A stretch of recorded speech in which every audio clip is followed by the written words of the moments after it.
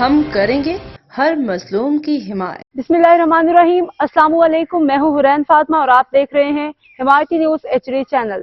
نظر ڈالتے ہیں آج کی اہم خبروں پر۔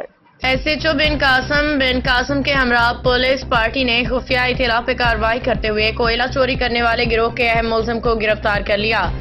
گرفتار ملزم اپنے ساتھیوں کے ہمراہ مختلف گوداموں سے کوئلہ چوری کر کے اپنے کارخانوں میں ذخیرہ کرتے اور فروخت کرتے تھے۔ گرفتار ملزم کی شناخت علی مراد کے نام سے ہوئی ہے۔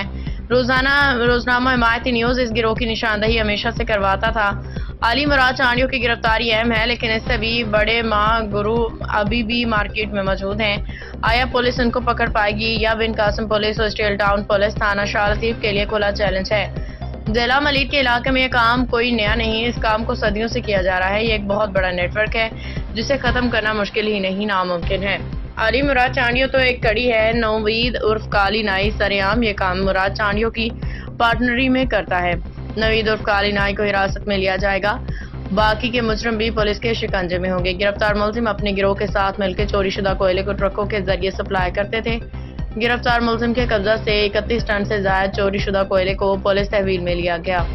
نوید عرف کالی نائی دو بینس کالونی کے اہم ٹرانسپورٹر ارد گرد قریبی ساتھی اور رشتہ دار ہے۔